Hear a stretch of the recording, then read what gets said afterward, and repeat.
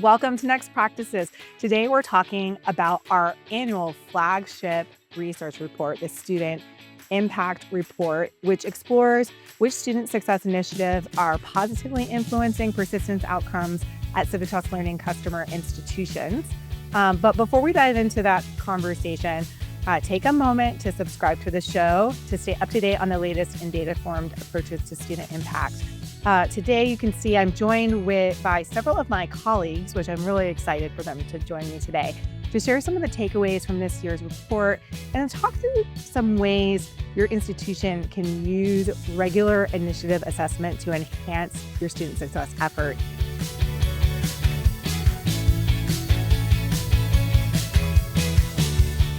Thank you for joining, everyone. Thank you for having us. Hello. Let's start by having each of you introduce yourself. I'd love for you to share about your background in higher ed. The great thing here at Civitas Learning is we have a really robust team of former higher ed professionals and also the work that you're doing at Civitas Learning. Nova, let's start with you. Sure. Hi, everyone. I'm Nova Davidson. I started my higher ed journey about 20 years ago in enrollment management and admissions, and I went into first year programs. And then my previous role, right before joining Civitas Learning 9 years ago, was managing a large advising team. So, really excited to have been working with our schools for the last 9 years at Civitas, using a variety of our tools, really from a strategy perspective. So, excited to be joining the conversation today. Thanks, Nova. And Rob, do you mind introducing yourself? Yeah, absolutely. Katie, thank you for the invite back. I think this is 3 years in a row I get to be on podcast, so super excited to be back. Like Nova, I was about 20 years on campus. Often say I grew up in the advising world, and so my first job on a campus, I was a pre-med advisor. Shout out to Grand Valley State. That's where I did that for about 6 or 7 years, and then moved into the administration side of academic advising a little bit at Grand Valley, and then moved over to the University of Michigan, led advising teams there in their College of Engineering. And then my last role on campus was at a regional comprehensive in the state of Georgia, Valdosta State. Started with a reorg and advising, but then finished up there as an AVP for student success. We were partners with Civitas Learning, and so got to know Civitas, joined the team just about 3 years ago, and have been on the success strategy side of the house during that time, and am a senior director for customer development. Nathan, last but not least, do you mind introducing yourself to everyone? Don't mind at all. Hello, my name is Nathan. I've been with Civitas Learning for just a little over a year at this point with the customer development team. Before that time, I spent just over 15 years in higher education on the institution side in a number of different roles in online education, enrollment management, financial aid, extended learning, degree completion for adult students, post-secondary degree completion programs, and course design and curriculum design. So, like I said, been here for about a year and really enjoy my role and having a chance to get to work with all of our great partner schools. Well, this should be a really good conversation. I think between the four of us, we're collectively pushing 75 years of higher ed experience, primarily in advising. So that's pretty amazing. It gives me, I got like little. Yeah, that's wild. Well, so just to set the stage for folks who aren't familiar with our Student Success Impact Report, we've been analyzing the impact of initiatives on student success for quite some time. Those of you who've worked with Civitas Learning for a long time might remember we had a report called our Community Insights Report, which has over time evolved into our current iteration, which is the Student Success Impact Report. This is the third year of releasing that iteration of the report. Our older version would narrow in more on like specific findings, where the current report is a broader look across everything that's getting evaluated. Over the course of those years of analyses, we've seen a really consistent trend that about 40 to 60% of initiatives significantly impact key outcomes, which means there are a significant number of initiatives that don't necessarily impact. They may have a neutral impact, or in some cases, even a negative impact on student outcomes, which can lead to kind of a disconnect at a lot of institutions between their effort and their investment in those initiatives and the results that they're ultimately seeing. So, with that in mind, what are some of the key ways you're seeing our customers use initiative analysis to inform and improve student success initiatives at their institutions. And I'd like to kind of start at a high level, and over the course of our conversation, we'll get a little bit more granular about the how and the what and the why of it all. But Nova, do you mind kicking things off? You're the first person I see in my list here. Sure. So the schools that we work with, leveraging the data to really understand their programs and what is working and for whom. So in the report, we talk about segmentation, and that's been key to what our schools are using to identify, hey, our outreach team or our advisors can really focus their work with the bottom quartile, or these students are leveraging this. So really managing resources. The schools that have been most successful with using the platform, they use it in an iterative manner. So we're going to measure fall this year, spring, and then we're going to go back in a year. So it's a process where they're always looking at things and um, maybe doing a few things at a time and building upon that. So not having to measure everything, but a couple of things. And I think um, the biggest thing that they can do is just understand your program, using this to understand the programs, what the programs are. Some schools don't aren't really thinking about all the services they have. So this platform helps them think through that. Hey, we want to measure these things, but we have to know what they are first. So that's really the first conversation that we have with our schools, just understanding what the programs are, who they work for, and then having that broader conversation about student success and across the entire institution at a high level. Yeah. Yeah, and I think that, that inventorying of what we actually have, because there's lots of pockets across the institution that may not be talking to each other, maybe doing similar work, can be really helpful. Rob and then Nathan, if you have anything to add. Yeah, I think for me, the reality is I was often asked on campus, hey, we just had increases in persistence or we just had increases in retention. What was it? And I remember, 10 years ago being like, well, we've done all of these different things. I'm not exactly sure which piece of this is contributing to that persistence or that retention.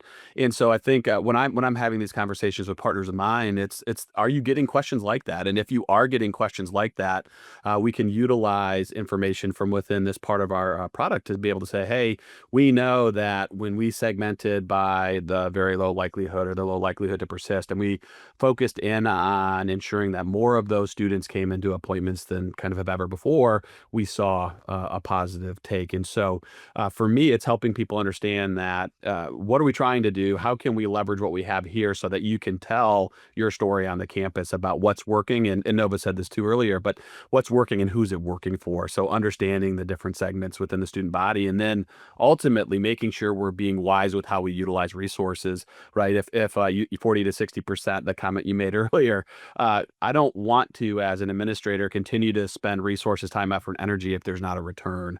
So sometimes one of the things that is the hardest to do is to stop doing the things you put into flight. It's easier to do that though when you know that those aren't having the results that you want, and you can spend that time and effort and energy in a space where you're getting an impact that is beneficial. Fast in an earlier episode 25, we speak with, Kevin McMines of Greenville Technical College, and he actually, um, listen into that episode if you haven't already, actually does, like, a cross analysis of, impact and ROI, and to kind of see dollar amounts of the Yeah. impact on student retention across their initiatives. That's really powerful, and he walks through how to do that, and that can be really helpful way to look at it too. So if you're listening, that's a good resource. Nathan, what do you think? What are you seeing? Yeah, so Rob really keyed in on one of the points that I wanted to bring up, and that's that 40 to 60%. Having sat in those seats and been responsible for programming before, and knowing that something's working, but I can't put my finger on it. So I just got to keep doing all the things, because if Mhm. I stop, I don't know if I'm going to stop doing the thing that's working. So having the ability to assess a program and the outcomes at the program level to say, yes, this is having an impact or the intended impact, and then to better understand for whom, so we can assess, reassess, redesign, redeploy, and get the support where it's needed with the student population. And for me, a lot of it too is building that culture of assessment around programming. That could be a big step for institutions. It has been with institutions I work for in the past, or even within a department or within a division. But really building some teams around looking at data and being open and transparent and critical about the efforts that you're taking. Critical not in a negative sense, but critical in a, is this working? We're all working with limited resources, whether it be staff or budget or time. So we need to be able to allot those resources in the best manner possible. And tools like this help us make those decisions. And we'll say data informed, right? Data informed decisions, not data decided, not data driven, but data informed. What does the data tell us, and how is that going to help direct our efforts moving forward? About that data informed versus data driven. Even I try, we're not 100%, but I try to be really mindful of that distinction in our content. And wherever we can, wherever I catch it when I'm reviewing content, it's center on data informed because it's inputs into your decision making and into your conclusion drawing on the institution for sure. Rob, thank you. What was that other? I would love to hear that other point. Yeah, I was just thinking kind of from the high level that we're starting with here, and it's being able to celebrate wins too, right? The work that's being done on campus right now, it's just hard work. People spend a lot of time, effort, energy, pouring their souls into this work, and I think one of the things that is helpful is when we're able to say back to these teams that are putting in a lot of effort, "Hey, by the way, this work that we're doing right here, based on what we measured, is making a significant impact in the life of students." And I think when we're able to do that, it puts wind in people's sails, or, gets people excited and gives them that kind of boost of energy that sometimes is really needed when you're slugging and you're working really hard to get those small percentage gains. But when we're able to bring it back and say, hey, this work you're doing is positively impacting students, can be really beneficial for helping staff see that value that they bring day in and day out. Yeah, I think that's a really good point. I think we should celebrate and see what's working. And it can really be, I've heard from many of our customers in talking about successes that can be like a real boost for teams to know that the work that they're doing is making a difference. Because I sometimes when you are slugging it day in and day out, it's not always, it's not always easy to see. Kind of piggyback on that. So one of the things that schools have done really great results, but going into the segmentation and sell to Rob's point, celebrating the wins with specific populations. This is a part of our strategic goal and important to our institution. But looking at those, you know, um, part-time students or students who have only completed 2 terms or in their first 2 terms, beating them say this is really working for this group of students where we really want it to work, and that's been really important for our schools as well. Yeah, I think sometimes we look at the big holistic overall outcomes, but those outcomes are made up of smaller incremental gains over time. And I Mhm. think that's a really, really important point. Some findings from this year's report highlights the importance of holistically supporting students throughout their experience. That's really the big theme from our findings. It's thinking about how to support students in ways that are proactive and individualized. Some of the findings are things like, students really thrive when they can have like a seamless planning, registration, scheduling experience all in one place, or they thrive when they feel like they are belonging and they have access to non-academic resources. Or when nudges work, but they're more powerful when they're personalized. And we actually even found that this is very directional. We only had one or two institutions measure this. So this is absolutely not a widespread research-based trend. This is a trend that we're seeing emerge from our customers, but the AI chatbots had, in some cases, a negative influence, and our trend that we see kind of consistently across different forms of automated outreach over the course of all of our impact reports over time is that automated outreach can feel really impersonal and can actually be counterproductive sometimes, as opposed to finding ways to scale more personalized and individualized communications. So, with those things in mind, what are the kinds of services and programs and initiatives listeners might be sleeping on or not thinking about when it comes to evaluating impact? Where are you seeing opportunities to kind of think outside of the box and start to really measure things kind of beyond those tried and true things we think of top of mind, like tutoring or SI or advising? I think if we think about themes in higher education in general, the career and career outcome side is becoming more and more important with the partners that we talk to. I think some of that is just the current landscape that we find ourselves in, and kind of the reality of economics and different things like that. But I think that there's a lot of opportunity to consider how do the interactions that students have with career services, career centers on campuses impact that journey along the way.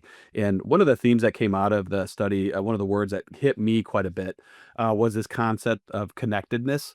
And I'm going to get myself in trouble, but I'm a former higher education person, so I'm going to say this, which is rarely do you hear in the world of higher education that it's super easy to navigate higher ed. That's not something that's typically there. What you instead often hear is it's very hard at times for students to be able to kind of move within the higher education sphere and get everything that they need. And I think connectedness could be to an office, but I think our partners that are really thinking about how to best support student success are thinking about how do they become a connected campus so that when a student shows up in advising and then goes to the career center and then also has tutoring, all of that is captured. And so kind of a long-winded answer there, but like career and how that impacts, but also that connectedness so that that success coach, that academic advisor, even the faculty member maybe understands and knows that that person has utilized the career center and what they went to talk about so that they can help support that work of that office. Yeah, I'll pick up there just a little bit. So just and the thoughts of connectedness and the student experiences, and this it plays into some of the findings as well. It's just that streamlined student experience and being connected across the institution. To Rob's point, no student comes to higher school. Well, absolutes, don't use absolutes, but I would be surprised to find a student who came to school for the registration process, right? Or for those types of things. So being able to connect the student across the resources to take down those business process barriers, right? Take down the business process barriers and let's get to why you are here and what you're here for at school. Open up those opportunities for the student to get connected across the institution on something other than I need a course waiver or something other than I need to get my financial aid figured out, and let's open up and have that discussion a little bit broader in that sense. Nova, did you have something to add there? Yeah, I do. Thank you, Katie. One of the things that is really important for some of our schools are looking at different outcomes that we're able to measure. For example, working with one institution where thriving and career readiness are key to their mission and their future forward. So, being able to use the impact analysis that we provide to measure career readiness outcomes, or in addition to persistence, completion within a time frame, or thriving. So that's been a conversation about where is that data, who owns those programs, and if we're not keeping that data, how do we start keeping that data so we can measure it? So thinking beyond, to your point, of some of the tried and true, but what are the other divisions if you're working on success programs, but that lead to completion or thriving or career readiness that we're able to measure? I love Yeah, I, thinking broader. student affairs. Don't sleep on student affairs and the divisions that are in student affairs. Right, is like we do a lot of academic advising, tutoring, stuff that's happening within the classroom, all very important, right? But when we start to think about belonging, what does it look like when somebody's showing up to be in an intramural program or like a co-ed or what are those called? Not varsity sports, but kind of between intramurals and varsity sports, a club sports, and how does that impact the student journey and that belongingness on campus, or mentorship programs that you have throughout the campus, leadership programs that you have throughout the campus, folks in student government associations. So I think our friends on the student affairs side, there's a lot of opportunity for them to see very directly the impact that these programs are having on student success on the campus. I was going to speak towards using the data a little bit more in that discovery process, and what we were talking about, the data informed process. So, the observations about in the report about connectedness and about the communication and financial aid gaps is, understanding the data in the sense of who is actually being impacted by this. We all have good ideas about who this may be on campus, but sometimes these data dives will allow us to uncover student subpopulations that we maybe weren't necessarily aware of that really needed support. So one I like to highlight often when I'm talking with institutions is cumulative GPA. Yeah, big surprise. Cumulative GPA is an indicator of persistence, but what is that tipping point on your campus? And it tends to be a little bit higher than folks think, right? Because Mm. we'll often kind of gravitate towards that 2.0. We have a lot of signals in systems generally for the students who are nearing that, whether it be academic probation or SAP for financial aid, a number of things that will kind of throw flags up on warning for students. And typically the tipping point's a little bit higher. So using that type of information to gauge, okay, we understand we need personalized outreach, but who and on what action items should we be making that outreach? What's your plan for your 2.5 to your 3.0 students, right? That are not on anybody's radar because they're getting a couple A's, a B, and a couple C's. They seem to be doing well. So, and really being able to key in on that information to help drive those decisions. Yeah, it's getting to those finer level details and really see what's going on across different and not painting with a broad brush and hoping for the best, right? Well, let's talk more specifically about how you might start this kind of evaluation. How you clearly this is part of what you're able to accomplish with Civitas Learning Student Impact Platform. And but there are like what are some best practices or things to keep in mind when looking to start measuring the impact on your programs. And for those of you who are listening who may not have access to our platform, if you are interested in learning more, you can go to our website, civitaslearning.com, and fill out a contact us form, and we'll be happy to talk to you about how this could look on your campus. But let's just kind of talk about like orient people in the process of setting up themselves for success when it comes to evaluating things in this way. One of the things that Katie mentioned earlier is the inventory of services. So a starting point is having the conversation about what programs do you have that can be measured and making sure this is a conversation across teams, institutional research, the data people, student success, academics. What could you measure? What are the programs that you have?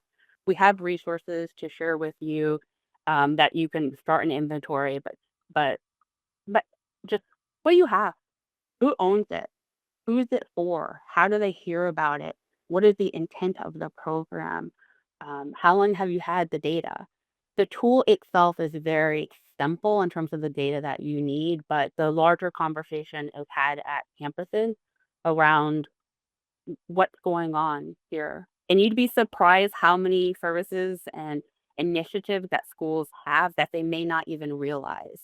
So, what I have seen is there may be tutoring in a college of business, but also tutoring for athletics or for an acute services division. So, having that conversation to understand, then that is the first place. And making sure that people feel comfortable. This is not punitive, it's all meant to support student success and completion and career readiness. So that very holistic conversation about, hey, we just want to measure to help and know what's working, but it that is critical and key. So starting there is actually, I think, my recommendation where we've seen the most success. We do have some resources to help with that inventory, so we'll link to those in our show notes if you're interested in downloading. We have a little worksheet that you can use to get started there. Rob, Nathan? Yeah, I think the space that my brain tends to go to is into the what do I have to report out on? Right? Like what are these things that I need to do either internally for my division, or maybe that are kind of whole campus kinds of initiatives that I know I'm going to be standing in front of a group of people, and having some data informed work that we've done can be really useful. Back in the day when I was in the state of Georgia, we have a very connected system in the state of Georgia, and going up into the university system and having conversations and giving reports, and then even thinking about like accrediting bodies that are coming in and they're asking questions. So, what are those things that I'm being asked to report out on, and that'll be really useful for me to be able to go forward with and say, hey, we put out there as part of our strategic plan this goal to increase persistence for part-time students, and so we put together a program, or we did this initiative or effort, and now we want to measure whether or not that actually had the intended consequence. So I think starting by thinking about what are these things that I have to do in my job already, and then how can I leverage what's available to me inside of Civitas Learning, that one is going to help me do the job, but also tell the story. Yeah, for me, all the things my colleagues said, another aspect of it is, um, the willingness to take action, having conversations around that, like the willingness to take action. We've all seen situations where there's paralysis by analysis, or there's some data and everyone sits around and pokes at it with a pencil for a little bit, and then we kind of move on and do the things we've been doing. Where we see success is when people are being internally critical, again, not in a negative sense, but critical in the sense of, is this working and is it having the outcomes that we need, that we expect, want, or need? And if not, how can we adjust to reach the student populations that we need to reach the most? So there really needs to be a coalition of the willing to take that on. And if that's something you're building at your campus, start small, right? I mean, start small, start with a thing, have commerce conversations around a thing, start with something your department is doing. Hey, this is what we're doing, this is what we're seeing. These are the adjustments we would like to make to this programming. This is the type of support we need, or just be aware that, this may impact your area in those senses. Be first at the table to assess and redesign and redeploy, and start building that trust, across the institution. So as Nova mentioned, it's a tool and not a weapon, and it can be seen one way or the other depending on how it's presented or how it's approached by the institution or leadership. Other area that I see people get hung up on, just in general, I think they're adopting or thinking about being able to engage with an analytics platform, like, or having analytics or being able to measure and use data in their approach, is the fear that, like, my data is not ready for this. Like, our Mhm. institution's not ready. Our data is not clean. It's disorganized. It's not accurate, right? I see this kind of popping up over and over and over again as a theme. What would you say to people who have that kind of maybe running through their mind right now? For I initiative analysis, we need three things: a student number if they participated in a term. I mean, as far as Nova said, it's a data wise, what's needed is pretty minimal, once the system is stood up. So it could be something, and we don't have to start collection if you have the data there, right? It could be, we recommend nothing typically older than 2 to 4 years, just because there's changes in how students are navigating your system. But for this analysis, specifically what we're talking about, it's a pretty low lift as far as the amount of the data points needed to make it happen.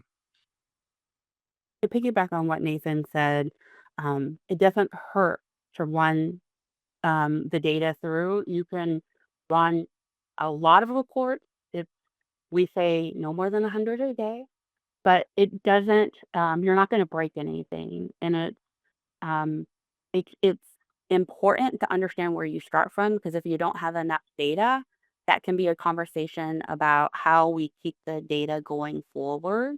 And it doesn't hurt to see what the data say.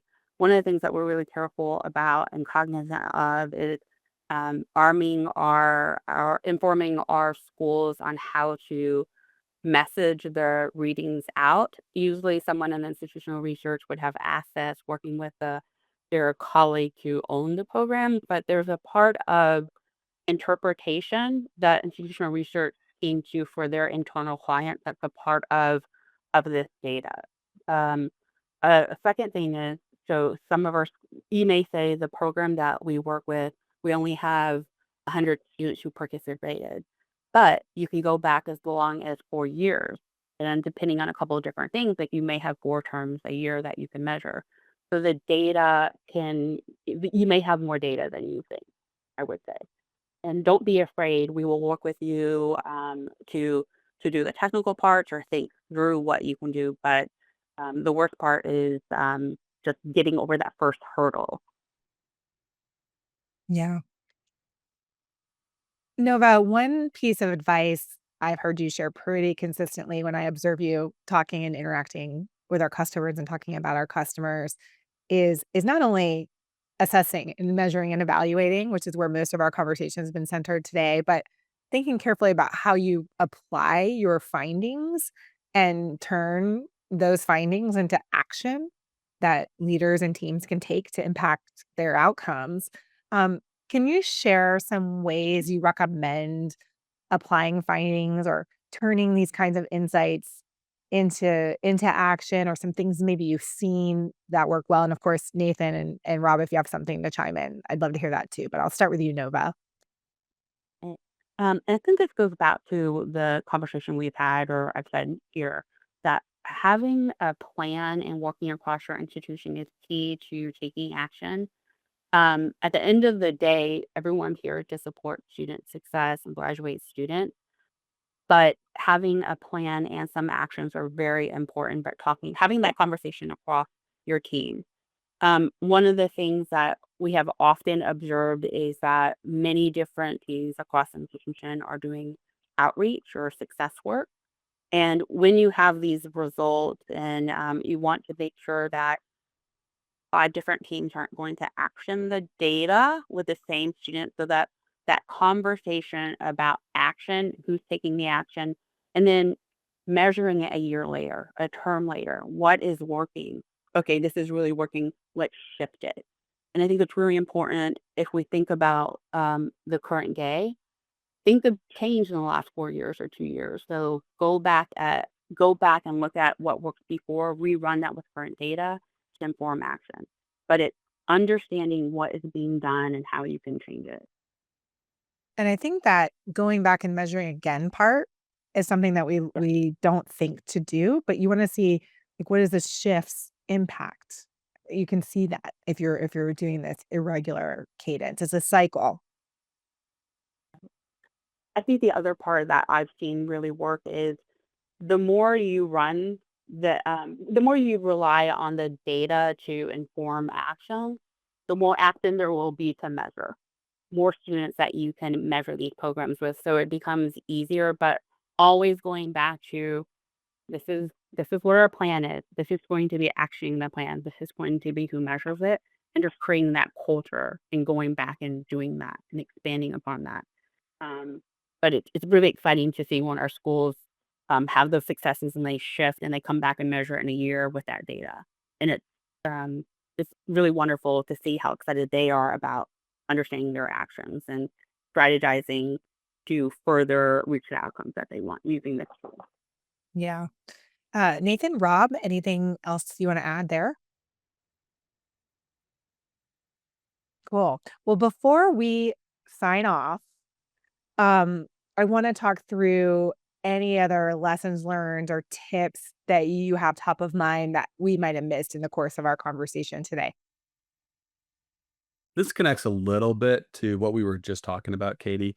But I think if you're listening to us, you might have a stance of like, oh, God, this is one other thing I need to do, or one more thing on a plate of activities that need to get done. But I think I would reframe that a little bit to this is work that you're likely already being asked to do. And so think a little bit about the committees or the structures or the different parts of the organization that are doing this work and then how that can help that. So what we see a lot of is that there's some kind of a success council or some kind of enrollment management council or some group that is tasked to look at these kinds of things. And so being able to nest this work in something that already exists is a good way to help out a part of that institution that again has this task already, and then it's not spinning up yet another committee. It's taking this insight and helping a group of people to have a better understanding and to have some more levers to be able to pull on to try to hit those goals that you have at the institution. And so I think there can be that initial thought of like, oh man, now I've got to figure out how to do that and that and that. Again, that structure oftentimes already exists. So the right question I think to ask is, where would this work benefit an org or part of a organization or a structure that we already have, and then leverage it within that environment. One of the other things that, Nathan, Rob, and I work on our customer development team, but we have a larger team. And we're all here to support our customers and more experts on our tools and in industry. So if you need help getting started, reach out to your director, reach out to us so we can walk you through and use this report to go through and look at all the initiatives these may happen at your school. So use those resources that you have. Thank you, everyone, for joining me today to talk about the student impact report and how people might apply these findings or do this kind of evaluation at their own institution. If you are interested in downloading the full report, you can do so by going to our show notes. We'll have a link to it there, or you can visit our website at civitaslearning.com. Thanks, everyone, for coming on the show. Thanks, Katie. Thank you. Thank you. Thanks, Kitty.